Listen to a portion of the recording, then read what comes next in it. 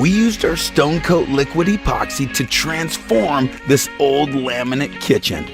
Learn right now how to save thousands on your next project. You can renew and resurface old countertops, tabletops, desktops, and more. We're going to teach you every step of the way for free. In this video, we cover every pro tip and trick that you need to know to transform any space. Class is in session and we've done the hard work for you. Capitalize on our years of experience of using our epoxy to transform old countertops. You're going to be able to mimic marble, natural stone. You can even mimic quartz, concrete. Whatever your design, we're going to show you how to do rock face edges, smooth edges. We're going to teach you the undercoat process and more. Whether you have a new construction project or a remodel, if you want to do a dirty pour or an exotic countertop, all of that is revealed right now. You can design on a dime. You can transform your colors. You can do in-place backsplash. Learn to take your project from concept to complete. Stay tuned. Enjoy the video. Remember, when you subscribe to our channel, click on the red subscribe button and be sure to ring the bell so you get notified every time we have a new video. Thanks again. Do you have an old laminate countertop kitchen that you need to revive using Stone Coat Countertop Epoxy? We're going to teach you to renew those old countertops in place using 8 simple steps. Let's get started. Step 1 is prep. First, we're going to move any bulky appliances that may be in our way. Then we're going to mask the floor using paper. We'll add plastic over the cabinets to protect them from any drips, and then we'll finish by masking the walls. This step is fun, it's simple, but it's also important. Don't make a mess and you won't stress. In this particular case, we're going to change the old sink. It's seen better days, so we're going to add a stainless steel sink by disconnecting it and putting a new one in place. If you like your kitchen sink, you can leave that in place and mask it off. Pro tip, guys, dry fit your new sink before you install it. That way you don't have any surprises after the countertops are complete. This ensures a perfect fit. Guys, whenever you have painted cabinetry or finished cabinets, start with delicate surface tape as your first run. That way when you add your plastic, you tape to that, and when you de-prep or take it off, it doesn't peel any paint.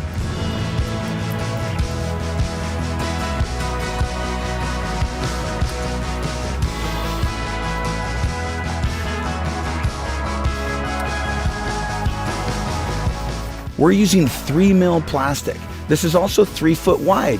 The countertops are 3 foot tall, so it fits perfectly. Tape that to the cabinet tops and tape it to the floor, and you won't get any epoxy drips that get on the cabinets. Okay, it's time for our optional prep step. I can either cut the existing backsplash off nice and flush, or I could leave the backsplash in place. If I leave it in place, the epoxy, it's self-leveling. It wants to run downhill. So what I'll need to do is come back about 2 hours after I've poured my surface and add a little bit of color into that backsplash. That way I retain color on the backsplash to match the counters. It's a little bit more simple and a perfect match if you pour it nice and flat, but it does require me to cut this off. I'll bondo the gap between the wall and the countertop, and I'll make new backsplash to cover the old. I like to do it this way. It looks super professional and it's easy to do. We're going to use one of 2 tools. I can use a reciprocating Sawzall, or I can use a vibrating multi-tool. This is a plunge cut. This will come at an angle, but it's super simple. I'll use a Sawzall on my straight runs and my multi-tool to plunge cut the corners. I'll score the top of the backsplash to cut any caulking so I don't peel the paint. That's a pro tip. When I'm done with this, I'm going to sweep up my sawdust mess and I'm ready for the next step. This is backer rod. Backer rod is found at your local hardware store. It's designed to be put around windows to block any drafts coming through. It's also a great solution to fill the gap between the countertop and the wall. Pro tip, when you're adding the bondo to the back here, we're also going to bondo this seam where the old laminate countertop came together. That'll make it seamless and it won't ghost through when you do your epoxy pour.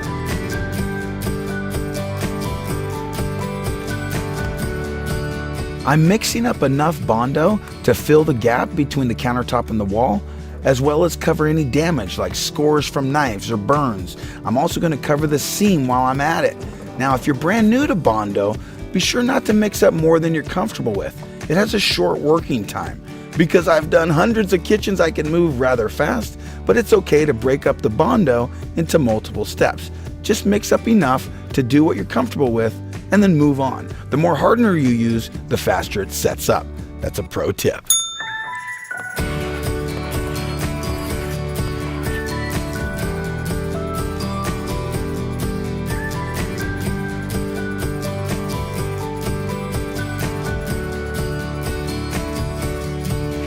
I'm going to use my handy masker to prep the back wall. I'm going to be using different spray paint and additives, so without worry during the project, that back wall will be masked off to make cleanup a breeze. Now, when you are prepping, you can use butcher paper, newspaper, or anything to cover these different areas. Remember, every minute spent prepping and masking the kitchen can save you a lot of time on the cleanup. So take your time, have fun, and prep it right. Step number 2 is to clean and sand. We're going to use TSP, that's trisodium phosphate. We're going to mix it with a little bit of warm water, we'll scrub down the surfaces, and then we'll sand with 60 grit to create a mechanical bond. Follow the instructions on your degreaser. We're going to use some elbow grease to get any grime off of these countertops so we get an excellent long-term bond. When we apply the Bondo, we applied it heavy. We're going to sand any high points down using 60 grit and our random orbital sander. We're also going to sand the laminate to create that mechanical bond. Remember, your patchwork doesn't need to be perfectly smooth. We're just trying to remove those high points. Use 60 grit to sand that, get it nice and flush. You're ready to vacuum up the dust and move on to the next step.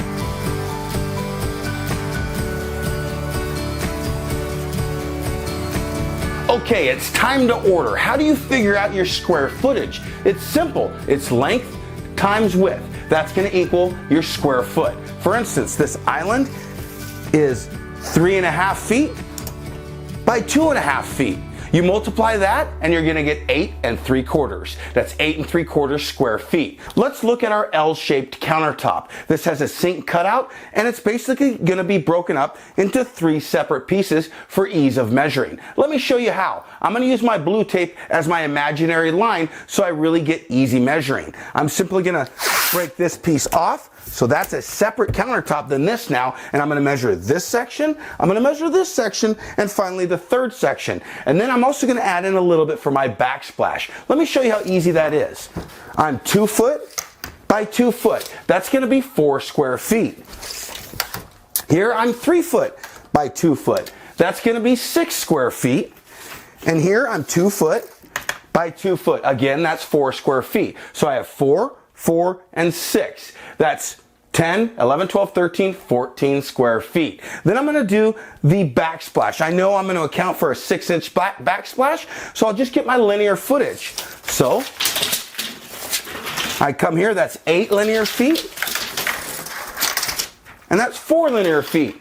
That's 12 linear feet, and then I'm just going to divide that by 2 because it's 6 inches. So that's going to be an additional 6 square feet. You see how easy it is to measure? So get your tape measure out, break your kitchen up into simple squares, and that's how you can get the square footage so you know what to order. Pro tip, 91% isopropyl alcohol, basically rubbing alcohol, makes a great cleaner as well as wiping up any excess dust before we add the bonding primer. It also removes epoxy from your tools, and if you happen to have a drip somewhere you don't want it, jump to your isopropyl alcohol. It's a great solution for any mess up. Step number 3 is the bonding primer. The bonding primer is only necessary when you're going over non-porous surfaces such as laminate, corian, and cultured marble. If you're going to go over wood, you don't need to do this step. You can go forward. But because we are going over existing countertops, we're going to apply our bonding primer that ensures a long-lasting project. This gives you a great chemical bond. You simply roll it on like a layer of paint, let it dry, and you're ready for the next step. Remember, you only need a very thin coat, thin to win on this process. We're going to add our color after this is set up. It's always good practice to use some masking tape on your rollers to remove any loose fibers. This is a pro tip so you don't leave any fibers into your coating. The bonding bonding primer is all set up and dry, time for step 4, the epoxy undercoater. In this case, this recipe calls for white. We're gonna do our white undercoater, we'll let that dry, and we'll be ready for step 5. I'll do 2 coats of my white undercoat, and I'm gonna sand in between with 220 grit. Okay, we're gonna show how to go over an existing countertop that you want to leave intact. I'm simply gonna make a piece that drops over the existing countertop. What I need to do is get my length and width so that I could drop that piece over this one and hide it. Let's say I'm gonna move later, I could take that with me and turn it into a coffee table. You think that's a good idea? I say you get the thumbs up button for that one. All right, so I know my length is gonna be 43 5/8, and my depth is 34. So let's go 43 5/8 by 34 is this current countertop. So I'm gonna make my piece bigger than that, so it just drops right over that existing one.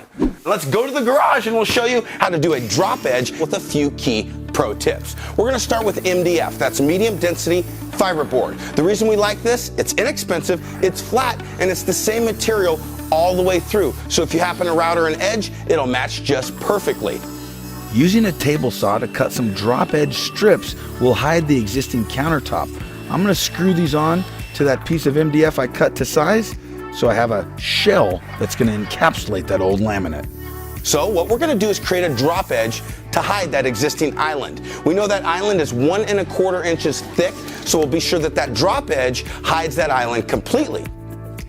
You can adjust the appearance of how thick your countertops are by adjusting your drop edges. If you're doing new construction, you could even laminate just a strip of MDF below it to make your countertops appear 1.5 inches thick. This is pretty standard, and it's awesome for new construction, remodeling, or even old coffee tables.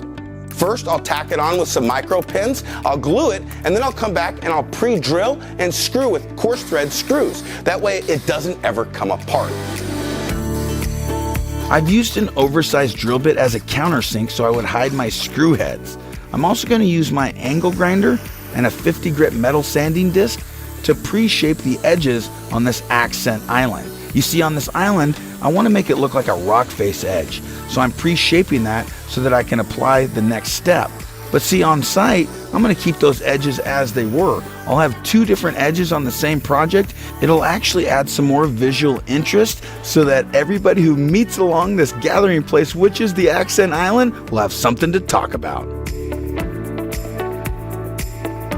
The Bondo is going to act for 2 purposes. 1, I'm going to hide the top seam where I laminated that edge, and 2, it's going to create a chiseled look. In this case, I want the island to look like a piece of chiseled stone. It'll look really fantastic having that stone and the rest of it smooth. It really accents one another and creates visual interest. This is easy to apply. I mix that Bondo, I use a gloved hand, and I tap those edges after I've applied it. That creates high points.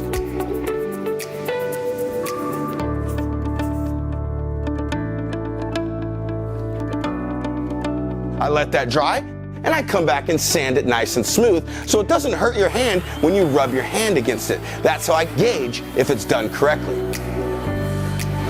You can mimic multiple textures using the same process. It's really fun to experiment in different ways to emulate lava rock, seashells, rock face edge, granite, anything that you wish. Just study what Mother Nature creates and have fun. I'm gonna do 2 coats of our undercoater. This really gives us a beautiful undertone to start with, and again, this recipe calls for white.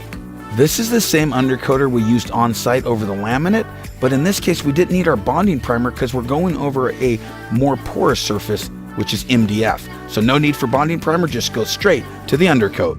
Now that I'm caught up with the rest of the kitchen, I'll bring this on site tomorrow, and I'm ready to apply the epoxy. We wanted to do a 6-inch backsplash, so I went and bought primed MDF. That was 6 inches tall. I'm just cutting it to size so I can make my backsplashes out of something that was readily available. I'm using a trim router to create an eased edge so the epoxy will flow over that backsplash. You can also use a sander and just make it where the epoxy will flow over and it's not a sharp 90-degree cut. That's a pro tip. I'm going to sand my undercoat with 220 grit. I'll wipe the dust and I'm ready for the next step. Let's get ready to pour. I'm actually going to mask off the sink cutout using a trash bag so it catches any drips and it doesn't go into the sink cabinet. I'm also going to mask where that plug meets the cabinet so nothing actually touches the cabinet. Let's go ahead and oversize wherever we're prepping so we don't stress during the pour. I'm going to temporarily use tape to mask a dam along the perimeter of my countertop. This catches all the epoxy as I pour so it doesn't go over the edges until I'm ready for that step. This catches all the epoxy that I can use as veins and different accents. It's a great technique to do when you pour in place to control the pour. I'll get my epoxy and accent colors all prepped and ready to go. I'm going to pre-spray some of my edges to give it that effect so it matches the top surface. This is a pro tip on how to make a realistic rock face edge. Hey guys, I'm one of the fellows working on this video. Wanted to make sure you know we have an entire kit that's made for this recipe, as well as a few others that'll help you save thousands on your next kitchen or bathroom remodel. Click the link in the description below to be taken to that kit. And now, back to the video. This kitchen is about to thrive because we're at step 5. We're gonna do the color coat. This is the epoxy, the colorants, and we're gonna mix that into a bucket and pour it on the surface. The epoxy undercoater is dry. We sanded with 220 grit. Now we've taped the edges off. That way we encapsulate and trap the epoxy until we're ready for it to flow over the edge. We're gonna start with our L shape. Then we're gonna do our backsplash and we'll finish with the island. That's a pro tip. We're gonna use the island as our mixing station and we'll finish with that and then we'll walk away. We'll turn the heat on in the house using a radiant heater. That way it doesn't blow dust throughout the house. It'll set up and tomorrow we'll do the clear coat. Let's get started. Pro tip, I'm gonna use a little bit of isopropyl alcohol and a rag just to wipe any dust left over from wiping the dust after sanding. Guys, when you're mixing, we're gonna mix part B and then we're gonna mix part A. We're gonna do a 1-to-1 ratio. We'll mix it for about 2 minutes using a drill. Then we're gonna use our spray paints. This is what's gonna give it its color and make it come to life and look like stone. As we transfer the clear epoxy into another bucket, we'll also add color periodically to give it that random look. Then we're gonna take that bucket and pour it on the surface. After that, we'll peel the tape and let that flow over the edges. In about 3 hours, come scrape the drips. I'll use a paint stick, a gloved hand, or even an old credit card and scrape those drips off so the next day I'm drip free and I can apply the color coat.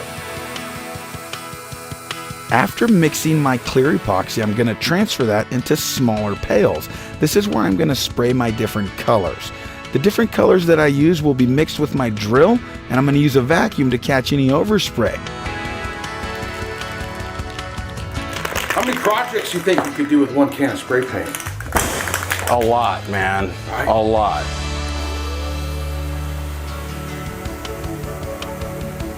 Pro tip, use a vacuum to extract your overspray to keep your work area nice and fresh. Also, to keep my countertops a little bit lighter, I'm gonna be quite conservative on the amount of black spray paint that I use. I have less epoxy and I'm gonna use less spray paint just to keep the black nice accents and undertones and not the loud portion of this project. When you're mixing your colors, start with the lightest color first. Then when you put your mixing paddle in the next color, you won't contaminate a dark color within a light color and make it darker. Does that make sense? That's a pro tip. Remember, some of that spray paint is mixed into the epoxy and some we're spraying between the layers of epoxy. This gives you different effects that automatically make it look like natural stone. This is how you do a dirty pour like a pro. Now you know.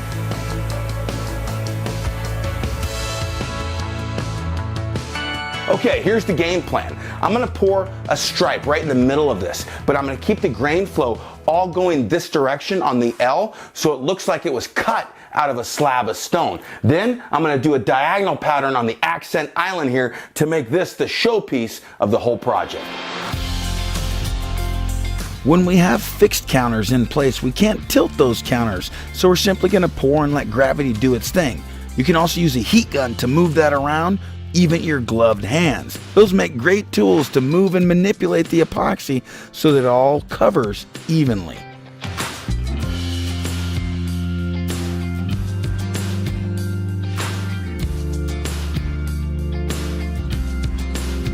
As the epoxy begins to level over the edges, I can grab that excess and fill in any voids that I have left. That's a pro tip so you don't get any waste. You can also add that to the other counters that haven't been quite completed yet. This also adds different colors into the mix that you can drag and create accents with that make it look more random and more natural.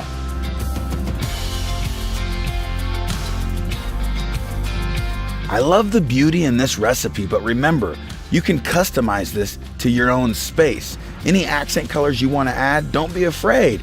You can also do a little research on our YouTube channel and our website and see the multiple different options that you have to create your own dream kitchen. Remember, you're going to save a lot of money too. We're going to mask the edges of the island in the same form and fashion as the rest of the project, but in this case we're going to tilt that island. This allows us to coat it using gravity. It's a fun technique and I love doing it where it's possible. We scraped out the buckets after mixing and used that excess epoxy to pre-lubricate the island.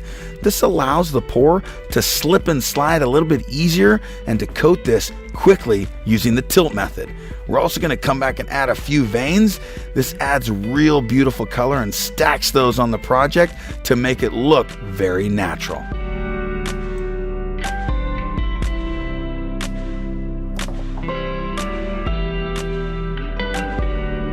Now it's time to coat the backsplash. We actually made a little station in the kitchen where we used a piece of insulation foam to catch our drips and stacked it on buckets. This was a great process to be able to pour any of the excess epoxy we had left to coat those backsplashes. I also added a little bit of black spray paint into the bucket and poured that in the center of the splash. The splashes were just a little bit too light for me and they didn't match the counters. So by adding some black and tilting it and moving it around, I was really able to match that color that I had in the counters where these would be set. Don't worry, this is a forgiving process. If you want to adjust the color, use gravity, use heat, use a little bit of color, and you can match it exactly to your desire. After my pour, I'm going to torch out the air. You can use a heat gun or a torch and remove any air bubbles that are caused by mixing. Now it's time to take off that tape that we created a temporary dam with, rub out those edges using a gloved hand, and you'll be ready for the next step.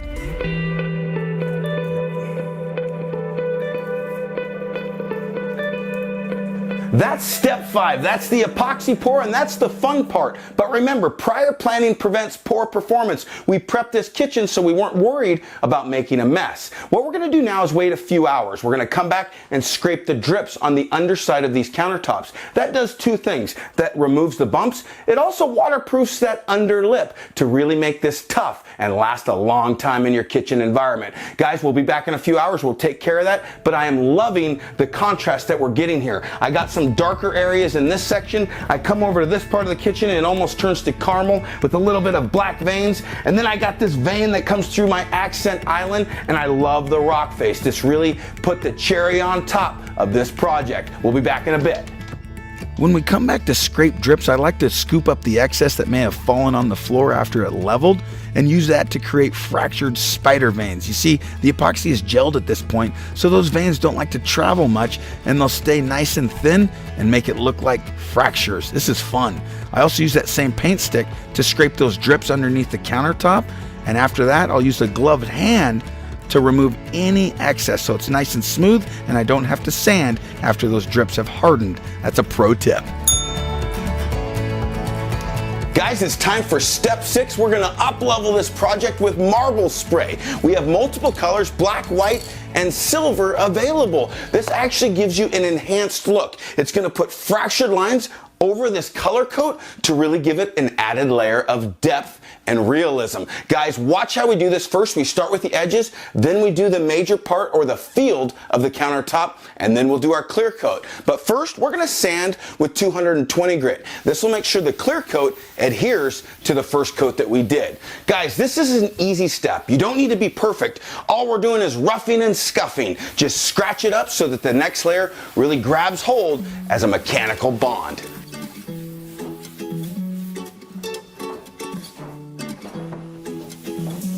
Guys, again, we're going to use our 91% isopropyl alcohol to wipe the dust off this surface so we have a clean surface to fracture our marble spray onto.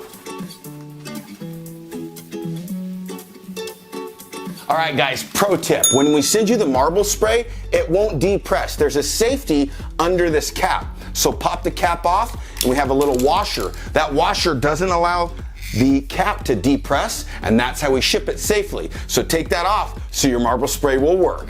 All right, guys, I'm gonna start on the edges first. I'm gonna do the perimeter, all edges, and then I'll fill in what needs to be done on the top. This is so that I don't overdo the marble spray and I get just the right amount. Test your spray before you go on the surface. That way you understand how it comes out of the can. A little goes a long way. This one can will do multiple jobs for me, so don't worry, you'll have plenty. Remember, we have all the products we're using in this video right there at stonecoatcountertops.com. Wow, that looks good. Okay, I'm gonna go ahead and do the field now, and we'll see what this thing looks like. We have multiple colors of the marble spray depending on the desired look that you have. If you like a lot of contrast over a light color, you can use marble black. If you want some lighter tones, you can use our silver or our white. These are all different effects to give you a different look. All right, guys, question of the day. Did you like the marble effect after we did it, or did you prefer it before the marble effect? Let us know. I love it after the marble effect. I can't wait to try it. Or I liked it better before the fracturing. Let us know in the comments below. Don't forget, do your backsplashes and face the top of the backsplash towards the can so you get everything to match like a pro.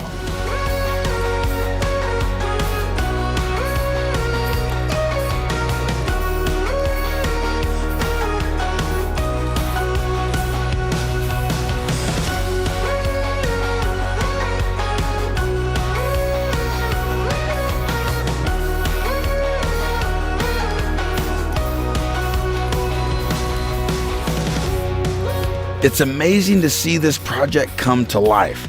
But even though this step looks good, I can't wait to add the clear coat.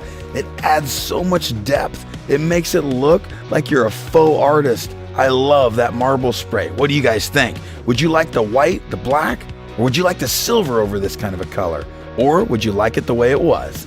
If you choose to do the marble spray, after you spray it, go through and break any of those strings that are hanging down. This stuff dries really fast. You can do that quickly. Remember, traditional countertops can cost thousands of dollars, but Stone Coat Epoxy costs $5 a square foot. Guys, pro tip, you notice that I have plastic up where that backsplash is gonna go. That's because that marble effect spray is obviously gonna have a little bit of overspray. So you wanna catch that with some plastic, some paper, some newspaper, cardboard, whatever you choose to block that spray. I'm gonna pull that down now. I'm gonna pour the clear coat, simply gonna add 1-to-1 ratio like we did yesterday with no colors. It's the same Stone Coat Countertop Epoxy, and we've heated it up. We put it in front of a space heater. It's gonna flow like a dream, but in this case, instead of pouring it out of a bucket, we're gonna pour it and trowel it. We're gonna gauge that with our 1/8 by 1/8 square notch trowel. This allows it to spread nice and evenly. Then we're gonna chop that surface just to ensure everything's mixed and we hide those trowel lines. After that, we'll come back and scrape those drips in about 3 to 4 hours. Then tomorrow, we're gonna de-prep this thing. We're gonna be all done and we'll get ready to put that kitchen sink back in and get this countertop back to use. Okay guys, because this island is removable, I'm gonna take advantage of that. I'm gonna pop it off, use this as my mixing station, and we'll finish with the island so that we can put it back on and pour it, and we're all set up. Guys, remember, the marble effect spray dries really fast. There's really no waiting time. It'll be ready for clear epoxy after about 10 minutes of drying. That's awesome. Again, doing a clear coat is simple. We'll start with part B and we'll do part A. We're gonna use 3 ounces per square foot on this coat. Then we're gonna mix for 2 minutes using a drill. We'll pour it out, we'll trowel it, we'll chop it, and then we'll torch the bubbles out. The bubbles come out super fast. That way we can mix with the drill and entrain a little air, but the torch will remove those. If you don't wanna use a torch, you can also use a heat gun. I'm gonna begin in one end of the kitchen with my clear epoxy. I have no color in it, it's just clear. I'm gonna use my 1/8 inch square notch trowel to gauge the depth so I get an even coat here. This is the finished coat, we want it perfectly level. After I spread that out, I'll scrape the excess back into my mixing cup. This, I can pour that back wall, any little sliver like that, and not make a big mess. It's really easy to control, and I have plenty of working time, so I don't need to be in a hurry. I'll just work my way around that kitchen by using that same technique, scrape the excess into the bucket, and I'm ready to move on.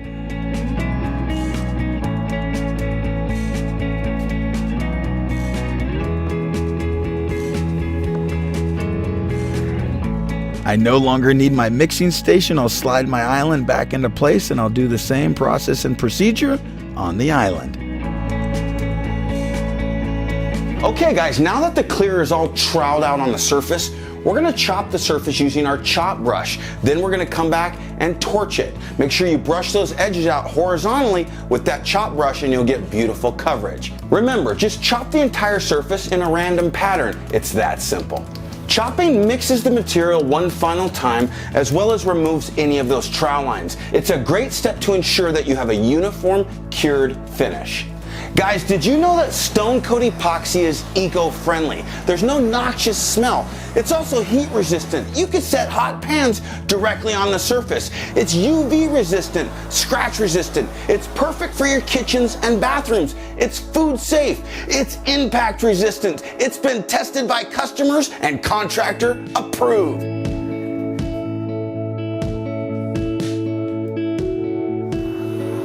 When it's time to remove the air bubbles, I'll simply sweep the surface with my torch. Again, you could use a heat gun as well. I'll do this multiple times, typically 3 times. I'll let the countertops rest for about 5 minutes and come back and torch it again.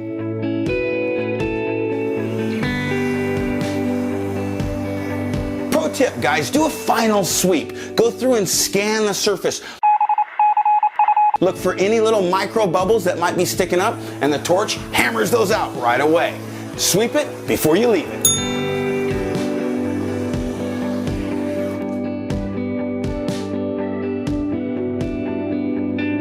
All right, we're gonna come back in a few hours just like yesterday. We'll remove those drips, and then tomorrow we'll take all the prep work down, we'll clean the kitchen up, slide the fridge and stove back into place, install the sink, and we're all set.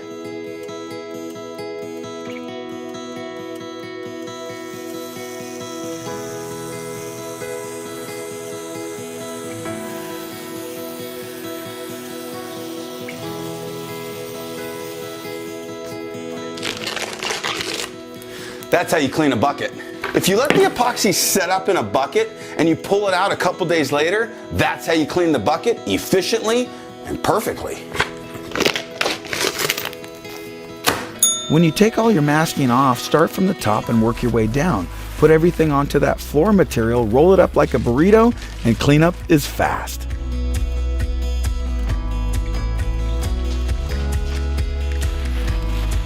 Use the opportunity with the stove and the fridge out of place to do a deep clean before you put them back in.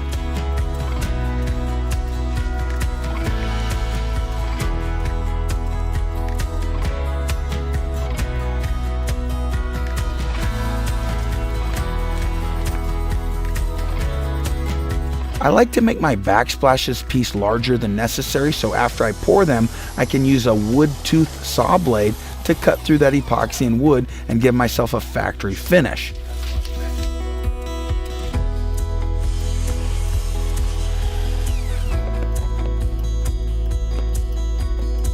All right, let's go get the parts we need for the sink. We're gonna cut this backsplash flush, and we'll be back to finish the install. After you make your backsplash, cut the bottom side of it. That way you get a nice tight fit to that existing countertop and it looks much cleaner. You're gonna get some drips, bumps, and imperfections on that bottom when you pour. Just cut it off and you'll have a factory edge.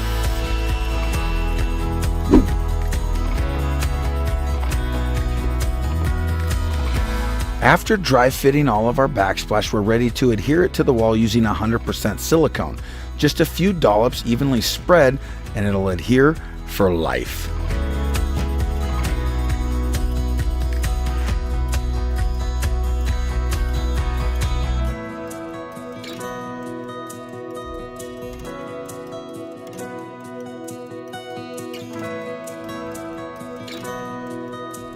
Now it's time to seal the joint between the backsplash and the countertop.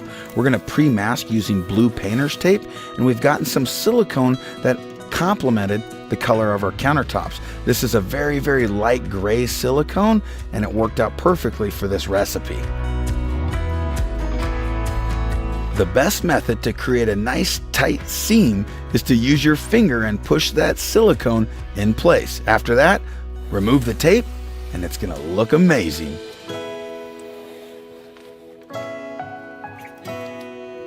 I used some plumber's putty to install the flange of the garbage disposal into the sink. I also pre-installed the faucet and soap dispensers so that when I dropped the sink in, I was ready to hook up the connections and test it out. We use the same method as the backsplash to create a leak-proof seal around the perimeter of that sink. Remember, we have videos on how to do undermount sink installations as well. Just check the description below. We love to use our liquid smooth cleaner to finish the job right. It makes the countertops feel as slick as glass. Remember, the difference between good and great isn't much, so go ahead and try a practice sample board. Even go down to your local thrift store and get an old end table. Test your recipe and your epoxy skills. You'll get a little bit of experience, and you can do this in your own space. That's a pro tip.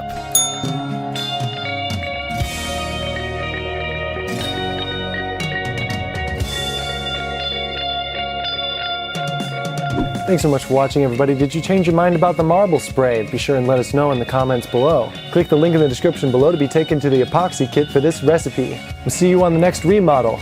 You got this.